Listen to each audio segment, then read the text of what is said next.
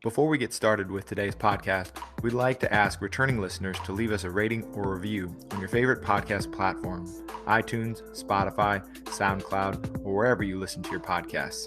And if you really enjoy it, share a link to this podcast with friends or family who would enjoy hearing our weekly discussions about basketball and basketball culture. Now, on to the show. Jim, isn't it amazing when Michigan can keep this game to a 19-foot, 9-inch game inside that three-point line? It's all theirs.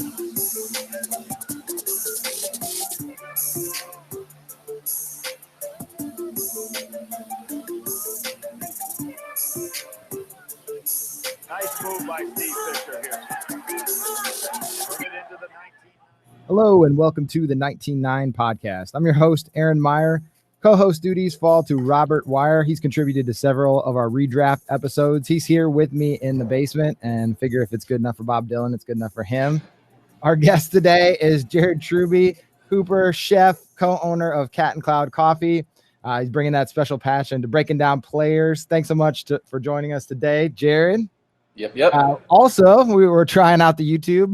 Whether it gets posted, we will see. But if you see a video later of this, you'll understand why we've got things set up the way we do.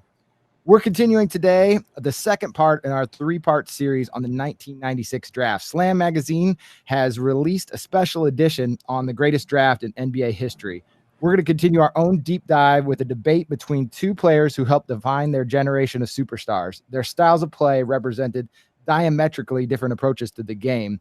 Our job is, who would you pick? We're going to debate today Steve Nash versus Kobe Bryant. Who would you pick? And wow, I know I read through that, but just thinking about it already, I don't know where you guys are at, but I had a really tough time choosing between these two. I was so confident on Ray Allen, which I have decided that I won.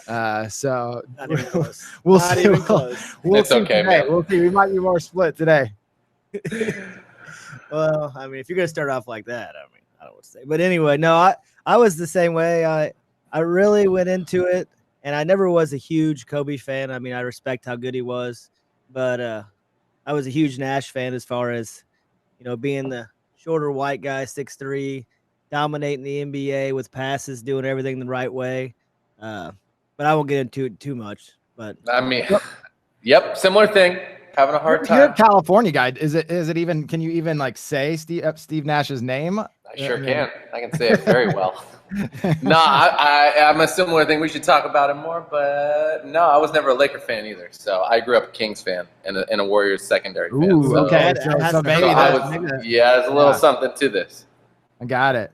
Let's start with back at the start. I kind of wanted to see where you guys were just in digging into the background, because one of the interesting things for me was looking back into their lives. I didn't know very much at all about Steve Nash. I knew a little bit about Kobe, so I was kind of curious what you guys found out. I know the Italy thing, loved soccer initially, and then coming back to Lower Merion, which is like this weird suburb of Philadelphia. So he's a suburban kid too, just a very different upbringing from the kind of classic NBA upbringing that we tend to think about or stereotype. Yeah, I'm pretty down. I mean, the thing I do like, no matter what, about Kobe is that he has this hunger for the game and for learning, and he's had that academic side to him since the beginning. And you can see that. You go overseas, you learn culture, you have a broader perspective, and I think you could see his basketball IQ come out from all that stuff.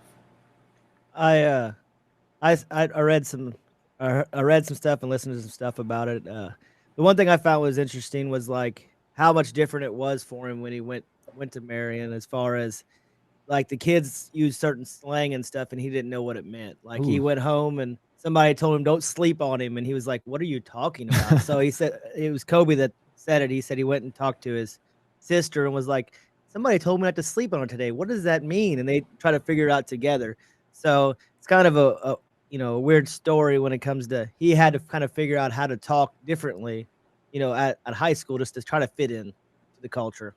One of the biographers described him as a person with unfiltered confidence. I said, is that a nice way of saying he was an asshole? Or because I want to start using that. I'm not an asshole. I just have unfiltered confidence. I mean, the guy had everything going for him. Tall, baller, good looking, spoke multiple languages, obviously a smart guy. Yeah. Yeah, maybe there's something to that. deserved. That's the difference. He deserved it. Did you guys watch any of his games, his high school games? I just watched a few highlights here and there. They showed the one where they won it, like the play. I think they won their state tournament, right? Lost. Or they lost. Yeah. I watched how they got there or whatever. Yeah. I watched some of this stuff. I mean, it looked like he made a pass more during high school than he did in the pros. Interesting. She's throwing shade already. I'm saying like he had some Wow. pretty nice dishes. It's like, I mean, but I was only seeing the highlights, Okay. so I wasn't seeing the whole games. I didn't have time to watch the whole game. Yeah. Jared, Yeah, you check anything out? I mean, definitely a slightly different player, but we can get into that in a second. He definitely did pass a little more back then. Different game though. I more followed a lot of I looked at the old stats. I went back through the sheets and did some comparisons. Yeah. Found some interesting things. I did like but the mythology of him starts here, right? He is playing these pickup balls with Stackhouse, and there's this kind of myth that he beats Stackhouse, and I love that Stackhouse has like come out strong and been like, "Come on, guys! Like I was an NBA All-Star. Like yeah, he might have beat me, but he was not like wiping the floor with me." So I think it's so interesting, especially in an era before everyone had their cameras out, not everything's, taped or tweeted instantly. Like there's that ability for a myth to take hold. And it seems like it did with Kobe, at least a little bit. I don't think in today's players would have ever played, like they wouldn't have played Kobe. Because, it would have been on Instagram. Somebody would have recorded it. And then if they would have got beat, it would have been like the biggest laughing stock ever, right? Like, so they wouldn't even played that kid. You know what I mean? Took a chance. Not worth it. With social media. You can always play. I remember I had my buddy Jordan back in the day, and he was the guy who was playing in college, 6'6", fast, handles all that stuff. And I beat him one time in a one-on-one game. One of the only friends in the world who got to actually beat him. It's the same idea. Like everybody can win a one-on-one, and he was playing hard. I just had a good game. Yeah. But he's going to beat me 99 out of 100 games, and so that's probably how it was for Kobe and Stackhouse. I beat him one time. Jumper was falling. I got him. Oh, I had him on the drive, baby. Oh, I did see a couple things about his high school thing. Did you see where his dad was the assistant coach there for a couple of years? No, that pioneering there. Yeah, it That's showed more that popular now. They would pull Kobe out of the game, and I guess Kobe, he never wanted to come out, so he would be frustrated and yelling. And his dad had to talk to him in what is Italian? Yeah, Italian. He would talk to him in that language to try to calm him down, and the coach never knew what he was even saying to him. Mm-hmm. Like I thought that was pretty interesting. And it said that in his high school, the coach, I guess he was a new coach whenever it happened, and I guess Marion was not a very good school before Kobe got there. No, not at all. And, Right. They talked about how he would just bring old players in that played college ball to try to go up against Kobe, to try to make him better, to make it harder on him. Have to, yeah. And I also heard another story where they used to go to where the Temple played, and he was 13 or 14, and Eddie Jones was on Temple, I guess. Okay. And he actually invited him to come play with him. Like they played, like the younger guys played first, and then like the college guys would play afterwards. Oh yeah. And they actually invited him to come play with them. Okay. That's an honor. That'd be cool. Yeah, no kidding. Yeah, that that would have would be been so cool as a high school kid. All right, let's talk about Steve Nash. So what did you guys find out about him? Because there's not as much out there about him. I mean, this guy grows up in Canada, again, playing soccer. So I think that's kind of an interesting, similarity between the two of them. And maybe speaks to something about playing multiple sports and just soccer in general, how it translates into basketball. But curious what you guys found out about Steve Nash when you were looking around. No, I kind of back that. I think there is something to. I used to play roller hockey before I played basketball, Nice. and because in California we don't have ice, right? But it's a similar thing, like soccer and hockey. You have this thing about seeing the floor and passing and intuition and being able to make moves before people make them. And I think in basketball it translates really well. I do believe in like the multifaceted learner trainer person. So I thought that was interesting. And then, I mean, Nash is just an interesting guy. He's a short little dude, runs forever, just like the motor of all motors. And I think he's just a really smart guy. Didn't get his ring until he got to the Warriors. I don't know what's up.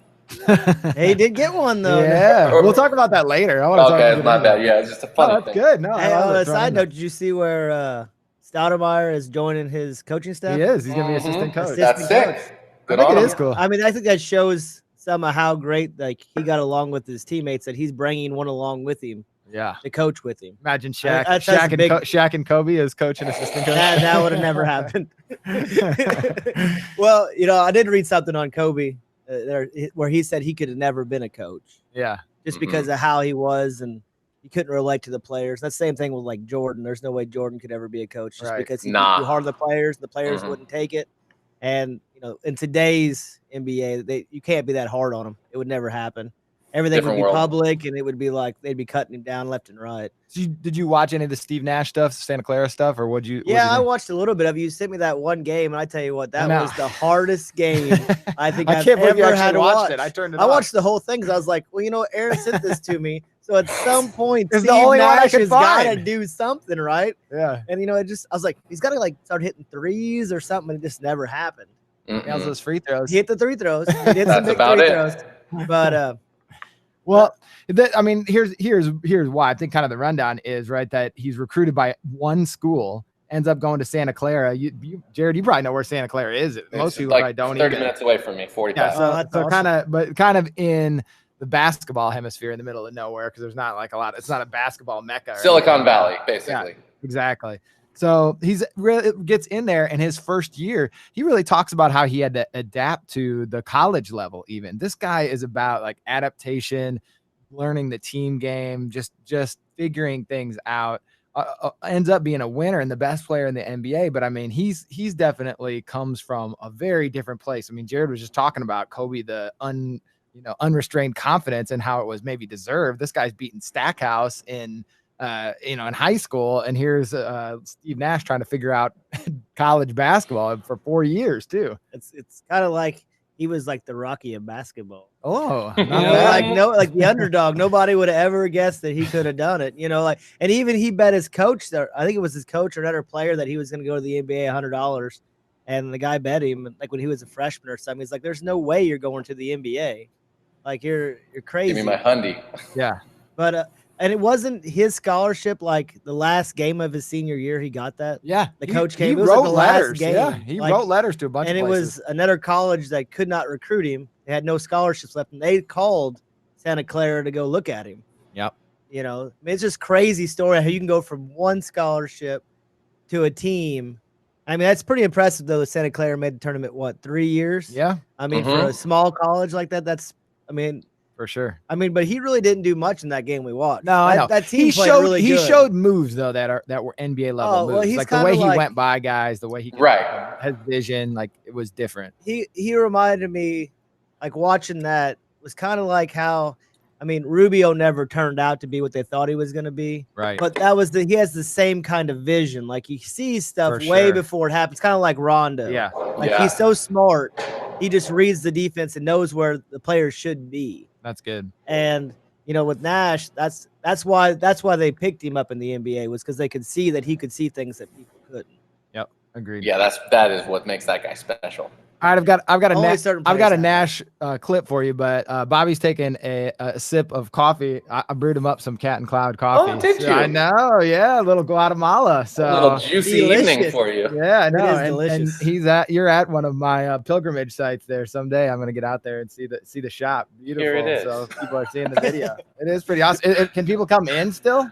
Only in through here. You want to see? Takeaway?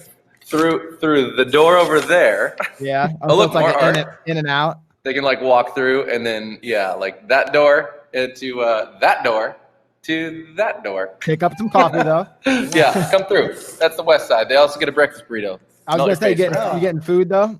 Yeah, this is the spot for the breakfast burrito over on Swift Street. All about. You're a long way away though. Once you come over, you'll see them all. I know. We're gonna get out there though. You got a whole day. All right, Nash Cliff. Here we go. Do it. The 07 is the one everyone mentions. The suspensions? Spurs team, I thought that Spurs team was really good. I even thinking about it 10 years later, the suspensions were ludicrous. Yeah. I really hated that they did that. I still feel like the Spurs were really good that year. It would have been a task to beat them. They were good. I still feel, and I don't look back like blaming or I'm like, we lost. But if you want to break it down, we went home, I think, with a chance to go up 3-2. Yeah. And we missed Amari and Boris, and we were thin on the front line, and we were winning until the last minute. at home and lost. And so I don't remember that part. Yeah, It was close. I think we're up 3 in the last minute, and they hadn't had the lead until the last minute at least, and they beat us by 3 maybe. But so we hung on valiantly. We got beat, and then go back out there and they beat us. But you know, I like to think that that team, if we had been able to get through the Spurs, had a pretty decent look at it.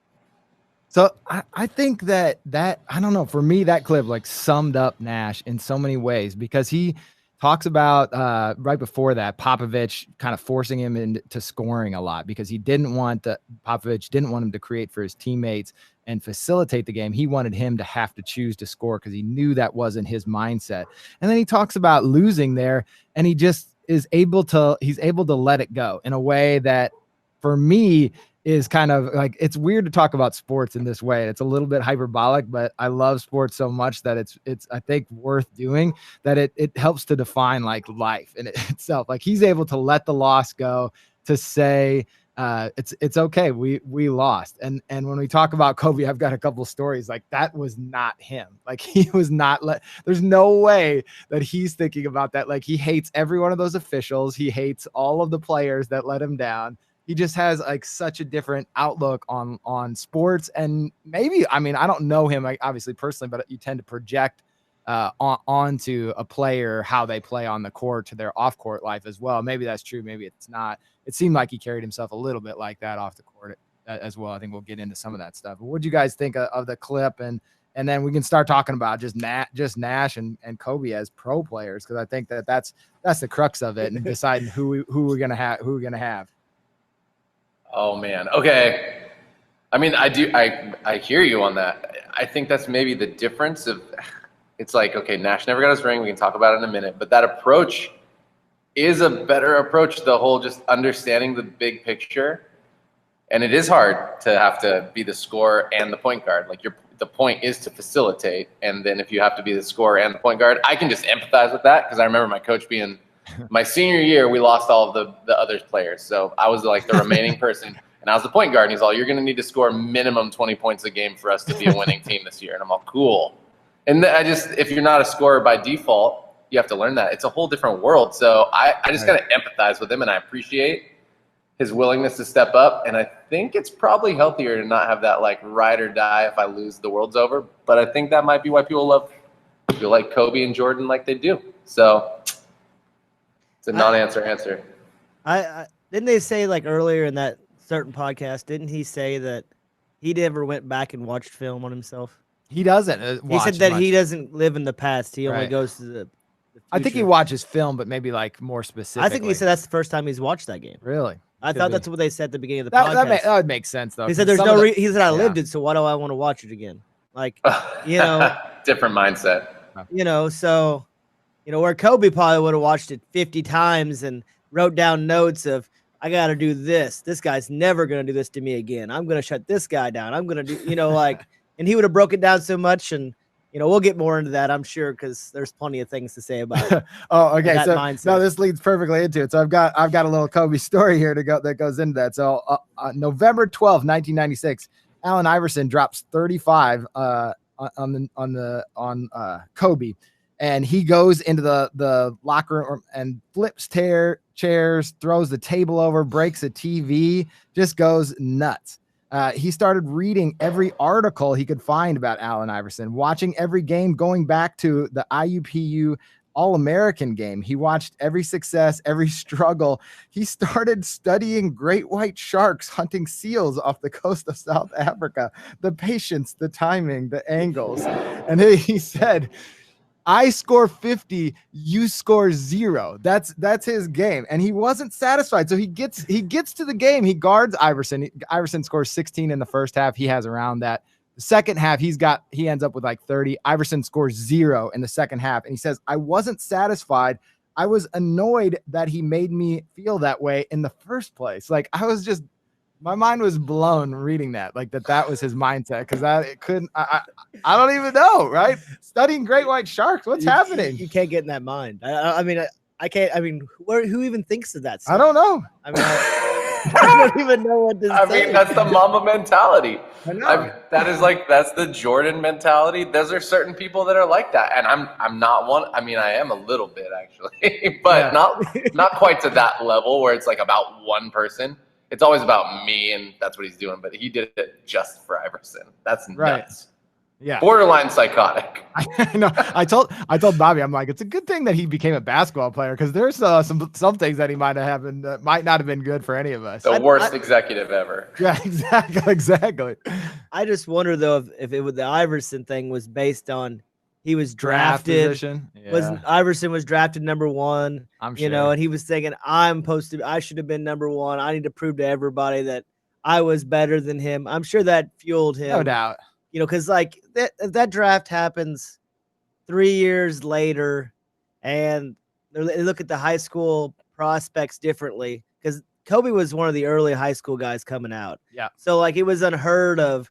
I don't know, where did Garnett go the year before? It was pretty high, but I don't think it was top 10. Minnesota. He went 5 to Minnesota. Okay. So I mean, like to pick Kobe over all those great players in college, like it was just unheard of. Well, a guard too, yeah. You know, a guard that.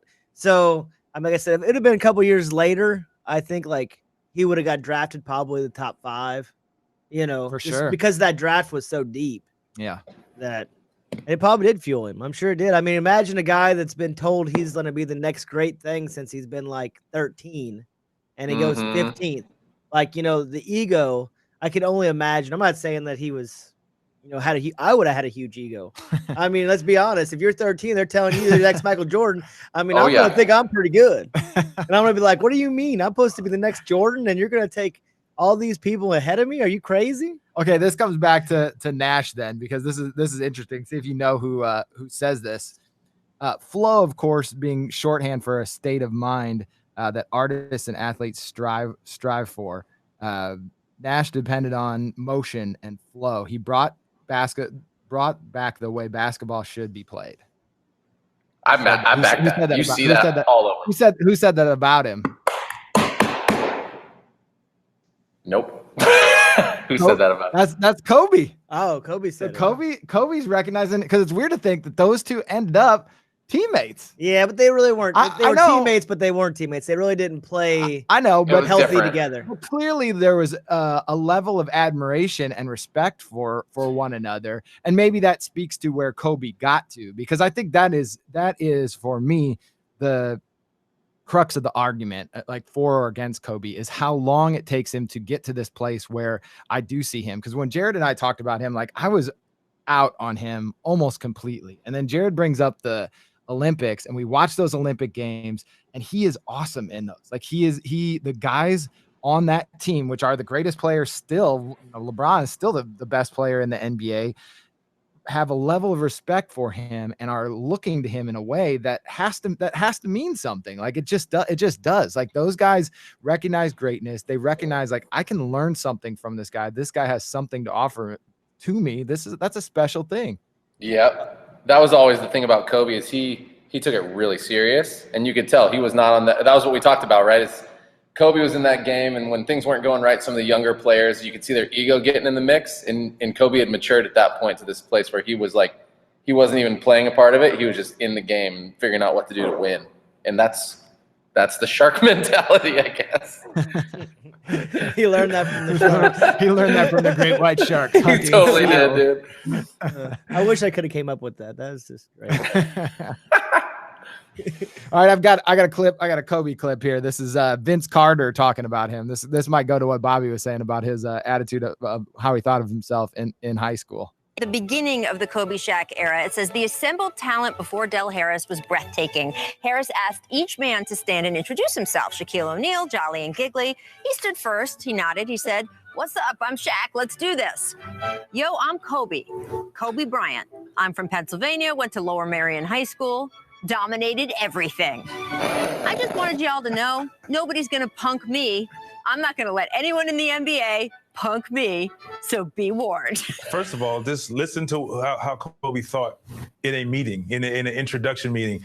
And I think setting the tone, letting those guys know Hey, this is who I am, and this is how I think. Well, I met Kobe in high school, and he came onto our AAU team, and he walked in, and he really didn't say much, and he came off the bench originally, and as our sixth man to our team. So that tells you our team was pretty good. And then you add a 16, 17-year-old Kobe Bryant, and he comes in as our point guard, shooting at half court, jump shots, shoots an air ball the first time.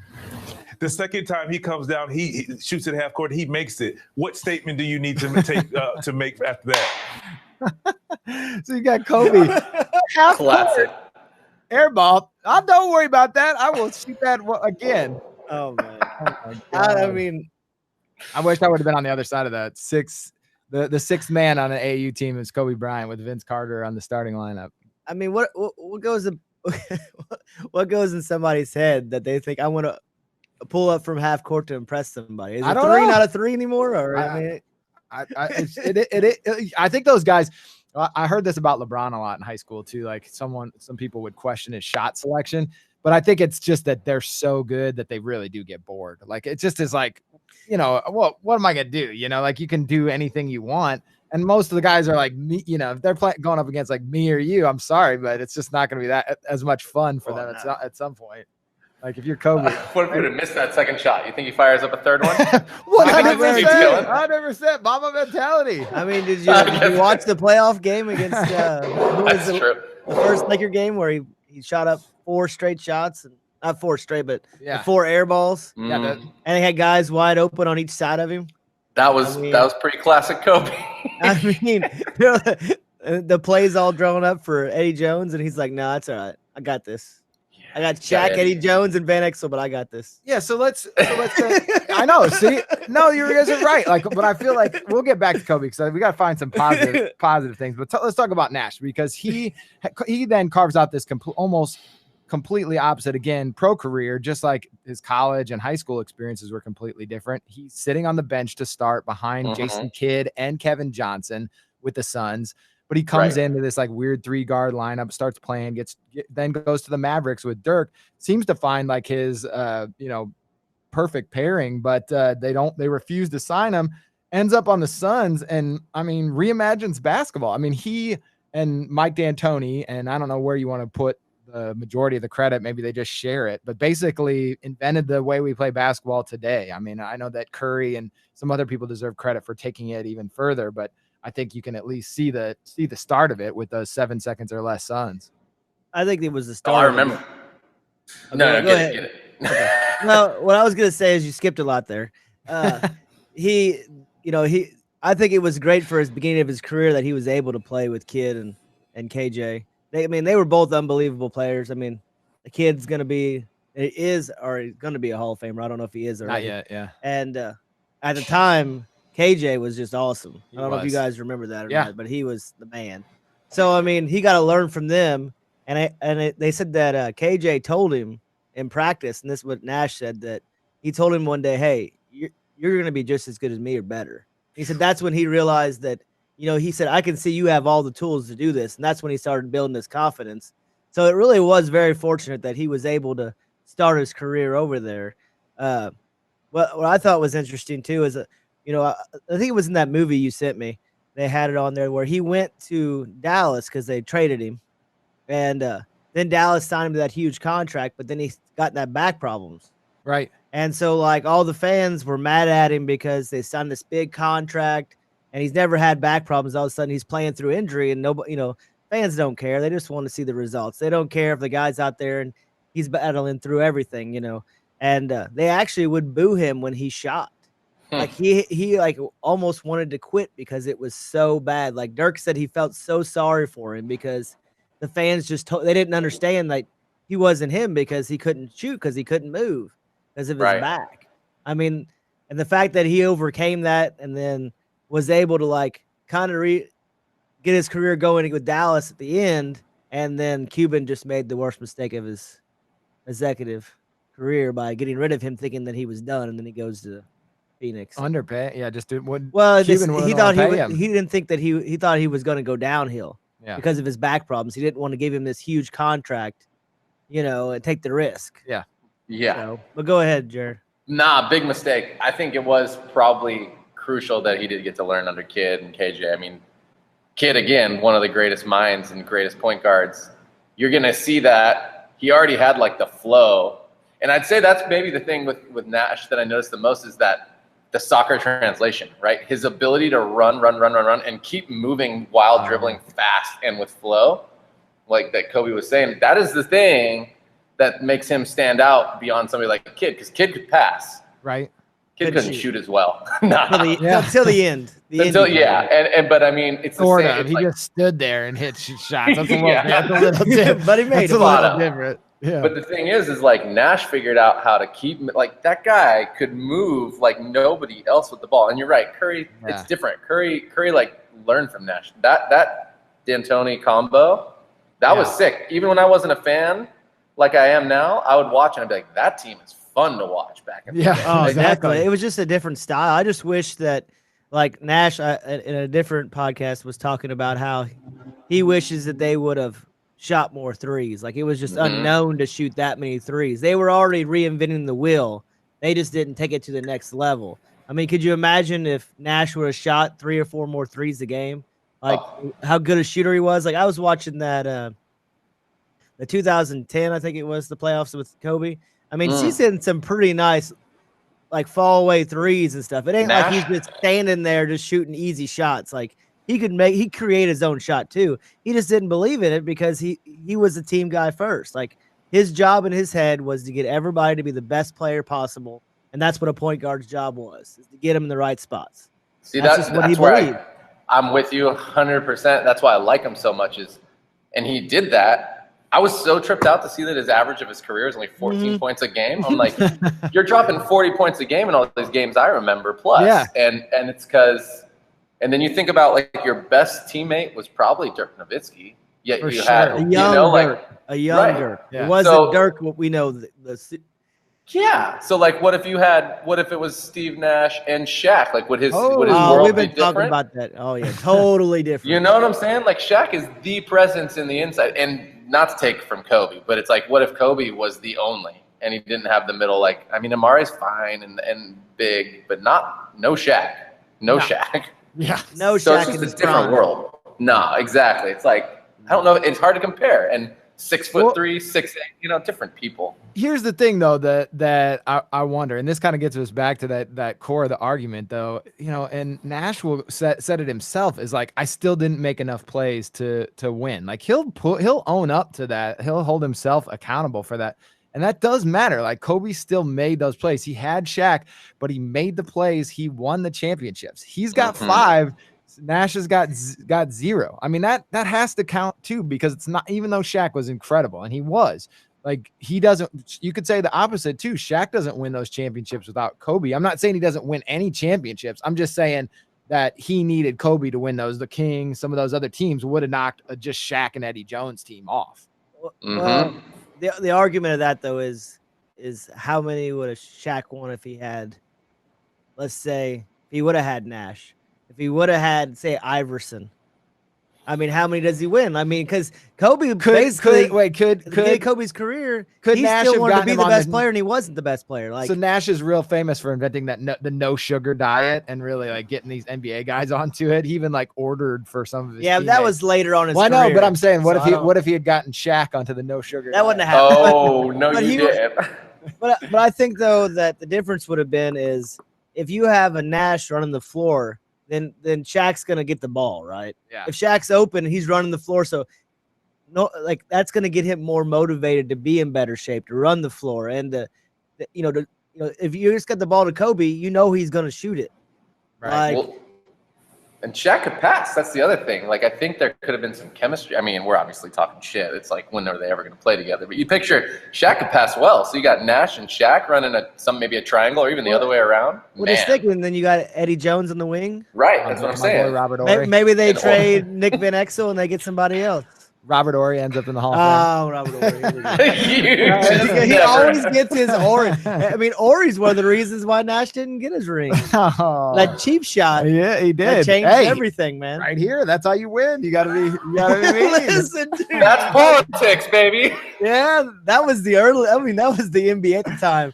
Okay, I got a smart man. If you guys haven't checked this out, did you guys see the 3-Ring Circus, that book that came out about those Lakers championships, the first ones? Oh my God. So there's a couple of incredible clips about Kobe in there, or stanzas about Perry. So one of them, didn't invite one teammate to his wedding.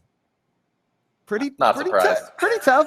I mean, the same guy that didn't talk to his parents for years. They've got training camp in Hawaii. He declines to the dinner, doesn't go, then shows up 30 minutes late, sits by himself and reads a book. He was reading about sharks. Okay. Here's this one. This one was the most incredible one. It sounds completely made up. I should have made you guys pick which one of these is made up, because they're all true. Donald Trump breaks up a fight between Kobe Bryant and Jason Williams of the New Jersey Nets. I don't see that in 1998. No, that happened in an elevator. Kobe Bryant and Jason Williams got into a fight. Donald Trump was in the same elevator, broke up the fight between them. Incredible. Way to go, Donnie. I don't even know. Put that in the win column for him. Okay, 8 years So my whole crux of this, though, is you get 8 years of Kobe like picking on people, right? So Paul Shirley was one of those guys asking people to get Gatorade in 3 different flavors or sizes, and then telling him to, like, that's not the right one. That's not the right one. Or you get Nash. And I mean, it's just like, to me, this is like, what made it so hard to pick is, like, I know Kobe's the better basketball player. There's no metric that I could come up with. Like, when I wrote down their stats, and you guys can throw some out here, but I was like, I wrote down Nash's and then I wrote Kobe like too many, like it just wasn't, I don't know. Like, I just don't know how do you weigh the basketball greatness that he exemplified against, like, obviously being a difficult teammate. Jeez, man. I don't know. I was like, okay, what if I took each assist that Nash gave and just gave 2 points and said, okay, this is actually your average, when you were averaging 18 points and almost 19 points and 11 assists. I'm like, okay, so that averages out too. But you're right, like, the metrics by themselves, they all swing Kobe. But then I go back to, like, well, what if you put the same kind of caliber people around Nash as you did around Kobe, and maybe it's a different world for Nash? I don't know, man. I can't do apples to apples, because it's also 6 foot 3-point guard, baller ass 6'8", like, different worlds. Athlete, yeah. Right. It's just, like you said, it's just totally 2 different type of players. I mean, the other story that I saw too, to go to your point real quick, was Kobe did an interview, and they asked him about his teammates when he was younger. And one of the stories that he gave was he literally made one of them cry, because he told him that he didn't deserve to be in the NBA. It was a foreign player, and I forget who they said it was. He played like 10 years in the NBA or something. Slava Medvedenko. No, it wasn't him. It was some other guy. No, that was the other thing. Never mind. That's Jordan. And definitely made him cry. He didn't even realize how bad it sounded until after he said it. And then like the reporter, it was like 60 Minutes or something, was like, so you made somebody cry because you told them they weren't good enough to be on a team? And he's like, well, I mean, and he kind of changed the story and went on to something else, because then he realized, how bad it really sounded. Right. And the other thing that I read an article today too. I mean, I just like to say this: Kobe was an unbelievable basketball player. I mean, I think we're always saying a lot of bad things about Kobe because we're all trying to convince ourselves that we should take Nash over Kobe. So, but the thing that I was reading was, and it makes sense, and you'll probably like it because you're a Kings fan, right? So they were saying that the NBA really wanted him to be the next Jordan. Right. So, like, they were talking about, like, all NBA teams that Kobe made. And one of the things they said was the one year, I can't remember exactly what it was, but Iverson was averaging 31 points, beating him in every statistic, but yet Kobe got first team over him. Like, it wasn't even close. And then they showed, like, the next year, like, Chris Paul had, like, a unbelievable year. Like, shot, like, 43% from threes, and like the only stat Kobe had was like 3 more points a game or something, but Paul beat him like average 12 assists or something, but Paul didn't make the first team. You know, and then they were talking about like how many all defensive teams he made and how really he didn't deserve to be on any of them. And they said that the team was actually, it's just from the article I read. So, I mean, I don't know if it, you know, I'm not going to like say that it's exact, but it just said that the team actually had a worse defensive rating with him in the game than him off the game, out of the game.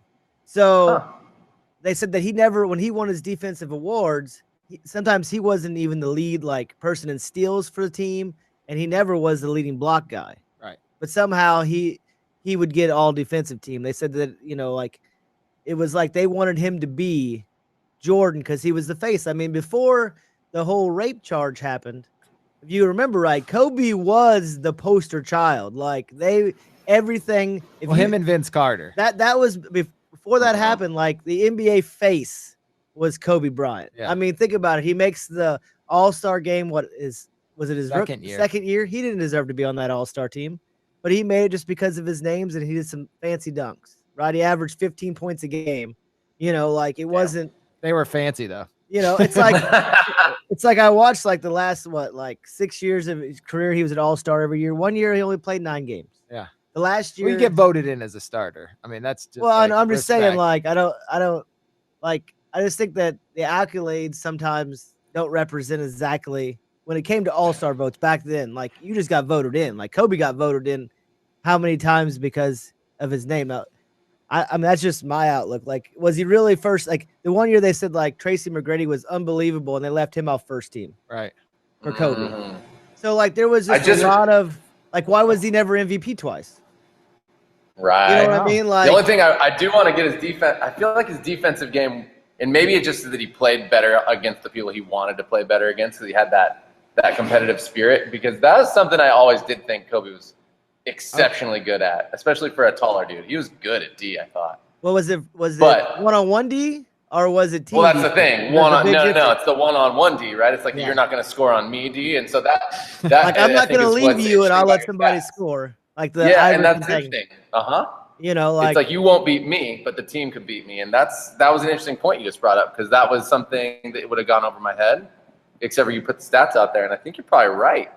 It was just all about that one-on-one. I mean, he shot so many shots a game. I mean, how many? Like 1 million? What was it? Well, it's kind of like his 60-point game to finish 81 point game. I mean, no, 81. His final of his career. You know, everybody made a big deal. He shot like over 50 shots to get 60 points. Well, Yeah. that's just for fun. Well, I That's know, like an all-star game. But people use that as a reference for how good I would he say was. that year that he scored over 35 points a game, where he got the 81-point game, was kind of a crazy year. Oh no, it was. Yeah. Like I said, he was an unbelievable basketball player. There's no question in anybody's mind.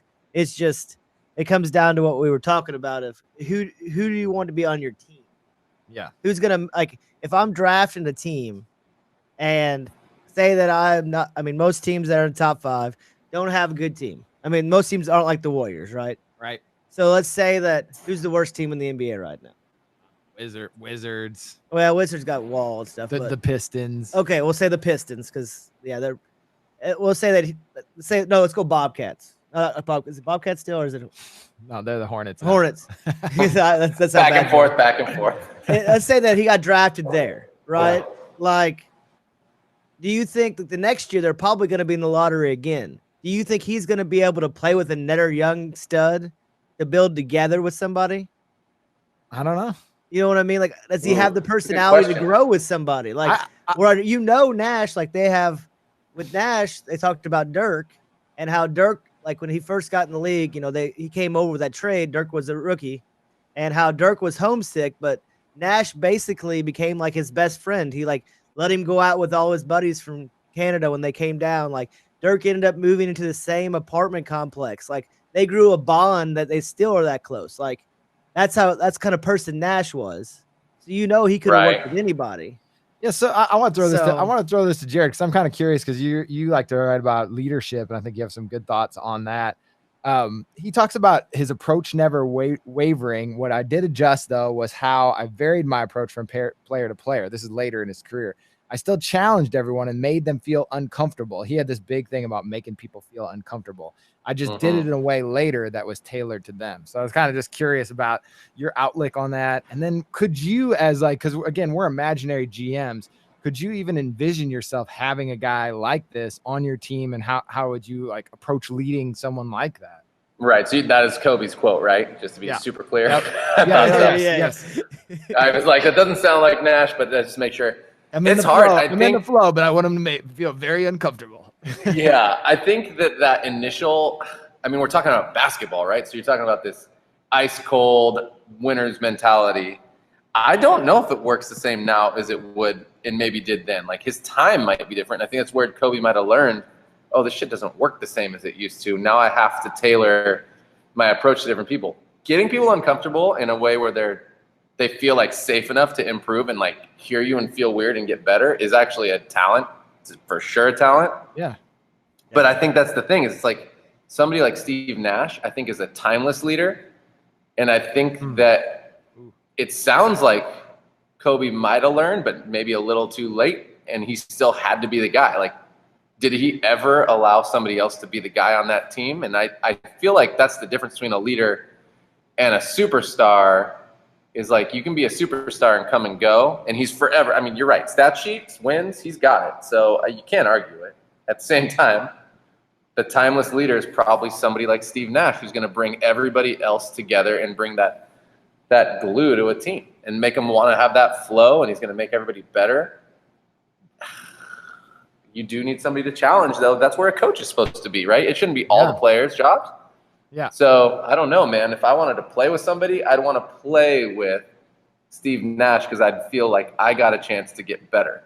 If you play with Kobe, you get to support Kobe. Yeah, you get the ball whenever he decides. Whenever he decides or he goes out of the game, that's when you have a chance to score. Yeah, and you got what, like 3 minutes? So 3 minutes to shine, and then go back to watching Kobe score. And that's, I don't know, that's just not the kind of ball I like. Yeah. No. So that's tough for me. I wanted to ask you guys kind of the last question as we're closing out here. How do we factor in their post-career legacy? So we get the benefit of looking back on these guys' careers, and now with these two guys, I mean, Nash is gonna, unfortunately, with the tragedy with Kobe, he's gonna have a longer tail to the end of it. But it does tell us something about who they were even as players, watching who they become after. I think, Kobe really showed a different side of himself. And I like to think that maybe his teammates did see a part of that. I mean, he's absolutely loved by the Lakers franchise. I mean, Jeannie Buss is effusive about him. They got rid of Shaq for him. So, I mean, there has to have been something, a core to him that they knew, and they knew him a lot better than we ever will get to. There had to be something there. And I like to think maybe what we saw afterwards is something that they got to see on a more day-to-day basis. And then Nash, we've got this, coaching legacy now in Golden State and soon in New Jersey, maybe very soon with the NBA season coming up in December, maybe even now. So I just don't know how you guys weigh that in. Like maybe you give Nash, if Nash is a great coach, do you give him even more credit for the 7 seconds or less Suns? Because maybe it's more him and less D'Antoni. I don't know. I mean, I already think that he's one of the greatest minds to play the game.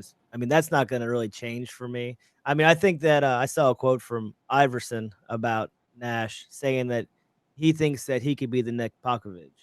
Really? Yeah, like he thinks that he's that great of a mind that he can do that too. Now, I mean, obviously Iverson has great respect for him. They played same era and everything. So, but I mean, I think as far as the Kobe thing, it's like I told you earlier today. He was a changed man, but I thought he was changed because of his daughter, not because of who he was outside the court. I thought it was all based on. So I listened to some stories about how he didn't even want to go back to the NBA games because he couldn't take it. And then his daughter was like, I want to go to these games. And he went, and it wasn't necessarily like he said he didn't really care for it at first, but he loved the fact that the players all respected him and they'd come up to him and they would talk to his daughter, and she loved it. So that's where his love of, going back to the game came. That then he finally let go of the Mamba mentality and he could just be a dad, that his daughter was loving it. Right. So, I mean, I don't really think that he would have changed basketball wise at all. I think that a person like he was is just who he was. Like he had that mentality that, it was he was going to give everything he had, and he didn't really care about. I don't want to say team, but he had personal things. Like he wanted to be Michael Jordan. Like it's known. Like I mean, he tried to. You can see all his moves, like down to the T. Like that was probably his greatest. It was one of his the good things, but bad things on the fact that he read the stories about how Jordan treated players, and then he tried to do it better. But yes, it was actually worse. He tried to, so. I have a similar take. I have a similar take, but I think it's got a little twist. Is that I picture Kobe being just all in. I'm going to be the best at basketball of all time. But I think that mentality really is I'm going to be the best at whatever I'm doing. And so when he got done with basketball, then he's like, I'm going to be the best dad, husband, whatever all this other world is. And I think he did it. And I have a lot of respect and love. Like, got an Oscar? Yeah, like all of his outside of basketball stuff. And I think you're probably right in terms of how he fell back in love of basketball with the way because of his daughters. And I think that is badass. I think if he decided to go and hang it up and be the best dad and husband and all that he could be, and he did it, rad. Also a little sad if that wasn't the case before, but that's not for me to judge. Whatever. Right. But that's how I feel about him, is that he went in, and then when he got done and was ready to be done and he proved himself, he's all cool. Now I'm going to go be the best at this from here on out. And it seems like he genuinely did it. And I believe that. And I look up to somebody who can do that. It's a pretty hardcore mentality. It's probably hard to be around him at times on both sides of that. I bet it was really rough because great really white rough. Shark studying. Yeah, winner's gonna win at all costs is a hard person to be around, and that's not my style. But I get it. I see where it comes from, and that's what I think probably happened. And I think that's a legacy. I'd be super proud if it's sad he passed away, but if I passed away with that legacy of killing it like I did, and then killing it as a family person the way I did, it's not bad. No. Oh no! I mean, I don't think you said that either. Yeah, it's a good win. But I think that's how I picture his approach, and it makes me feel good to picture his approach that way, even though I was not a fan. Yeah, I did read some stuff that said that whenever he decided he was going to do something, that's the way his mentality was. It was all in it. Like you said, it didn't matter what it was, and I would agree with what you're saying. I'm sure that's what happened. Is he was on with basketball, then he just focused his time on his kids and. Went all in on it. And then once his daughter liked basketball, I'm sure that, as a guy that lived and died basketball, he was willing to do anything possible to help her be great if she wanted to be. And as a dad, that's like, that's like a dream come true, right? If you were a basketball player and your kid wants to do it. All day. 100%. All right, well, that brings us to the decision. So who you guys got? Who wants to go first? This is a tough one. I know. No, everyone's gonna say no to this one. They're like, "Oh my god, I've got to pick." But this is the game. You got to pick between the two of them. There's only one choice. You're the GM. You've got the first pick in the draft. These are the only two available at this point. We're taking AI and Ray Allen off the board for right now. All right, I'm going based on me as a GM. I am more like Steve Nash, so the logical pick would be to pick Kobe, even though he's not my favorite player. My favorite player of the two is Steve Nash. But the thing is I believe that I could paint a picture for somebody like Kobe that is a picture of winning together, and he can still, and I could paint a picture of him still getting what he wants while getting everybody else what they need, and that's like what I appreciate about Phil Jackson and some of those coaches. So that's why I would pick Kobe. The kind of game I like to watch, 100% of Steve Nash's, but I picked Kobe. You want to keep your job, keep getting those checks. You got it. All right. I'm actually betting on me, not Kobe Bryant. I know. I hear you. I know that. But I think it's fair, right? You have to project yourself into this. That's the fun of it. It's like, could I make Kobe even better than he was? He's clearly going to be awesome, but I'm trying in this hypothetical scenario. I'm hoping that he could be at least as good as he was. Man, and now you got me second guessing because I'm having so much fun with my mind. Steve Nash. Yeah, oh my God. All the skateboarding you're doing and surfing.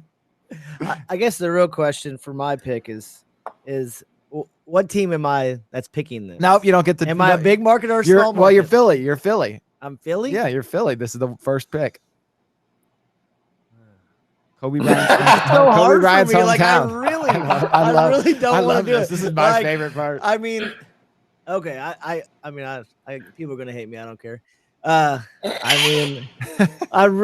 mean, Kobe was by far the better basketball player. There's no questions, but I just the style of basketball I like to be played is the way Nash would do it, and I just can't do it. I have to take Nash. It doesn't matter if Kobe's gonna score 30. I just don't think that I could find another player that's gonna want to play with him early in his career, and I think that Nash can play with anybody, and he's gonna elevate.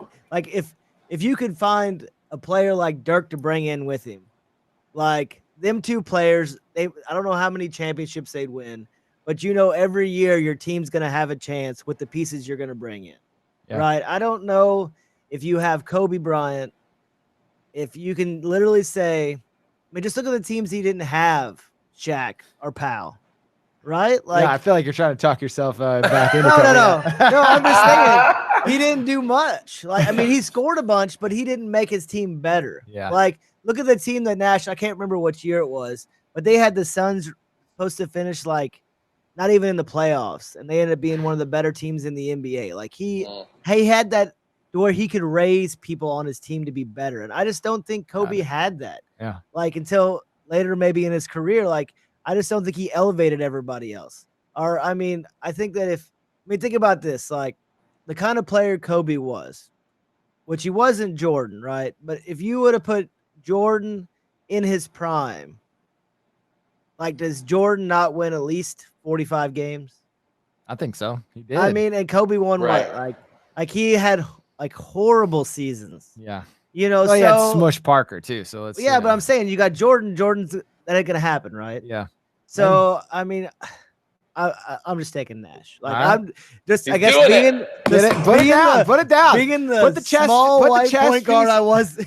put the chest piece down. Take your hand off. That's the, what I'm doing. The move has been made. And I just want to say that doesn't mean I would take Nash #1 in the draft. Okay, so you're reserving the right to backtrack next week. But against Kobe, I would take Nash. Okay, so I've that just happened. I can't believe have you guys seen What We Do in the Shadows? Okay, this is you guys' homework in the interim. Fantastic show on FX, really funny. Anyways, there's this funny moment. One of the vampires, it's a vampire thing, so very Halloween centric. It gets a DNA test. He's excited about having 210,000 living relatives. This is Nash. Then there's an energy vampire. This guy always just comes over the top on everybody. Chimes in and notes that Genghis Khan had 16 million living relatives. And this is my Kobe Nash thing. I love Nash so much, and I don't want to not celebrate him, but ultimately Kobe is Genghis Khan, man. Like he is the man. He's going to do whatever it is to crush everybody. If I'm the GM, I've got to take him. He's going to make me a winner, even if I end up hating myself and everyone else around me. You know, if the name of the game is to win, I just believe that guy will do anything to get us there. I think that Nash would make a more fun experience if we got there, but I'm just not sure he's willing to do anything to get there. He's not willing to sacrifice in the same ways that Kobe is, maybe. I mean, I think that Nash reached his potential fully for what he had. I do. I mean, I wouldn't say he wouldn't be able to do anything. I mean, just wasn't 6'8" and an athletic. I know. I mean, but that's he didn't watch tape. He didn't watch tape. That's it. Should have watched tape. He lived his life, and I just think that matters. I mean, about every team he was on was a winning team, right? It was. That's true, though. That has to be something said about that. And he never had Shaq or Powell. It's close. I just think. Well, he had Shaq, but it was Shaq. That was old Shaq. It was a Shaq after Shaq. Yeah. That was spot up dunker. It was double Shaq. The desert cactus. He had the big cactus. All right, guys. You guys have anything else? You did it. Congratulations. Right. We really did it. Man. You guys killed it. We got. I appreciate that you both turned on me. We and made me be the guy that took Nash over. I had to do it. Yeah. We got one more episode, so we're gonna actually settle it. So you don't worry, you'll have a chance to back up and draft Kobe over Nash in the future. We're gonna do the actual redraft of the lottery, the 1996 draft. Again, that Slam magazine is out on newsstands, and you can order it too. It's worth, if you haven't looked into the 96 draft. There are so many other guys on there. We'll get to talking about some of them. Stephon Marbury. I don't even know. There's 9 million. John Wallace from Syracuse. Oh, talking about the draft. Yeah. O'Neal. O'Neal's on there. Jermaine Ben O'Neal. Wallace. Jermaine, 15th, right? Yeah. Incredible. 17th. Incredible. The list is pretty incredible. Pretty intense. Pages in there, right? Oh yeah, Page is good. Yeah. That's Oh man, the brick the next man one himself. we're gonna do the actual draft. We're gonna redraft in the next one. All right. Till next time. Thank you for listening to the 19.9 podcast with HVS, the High Volume Shooters. For more information, check out the blog at 19.9.com under HVS. And while you're there, do yourself a favor and pick up some retro college shorts.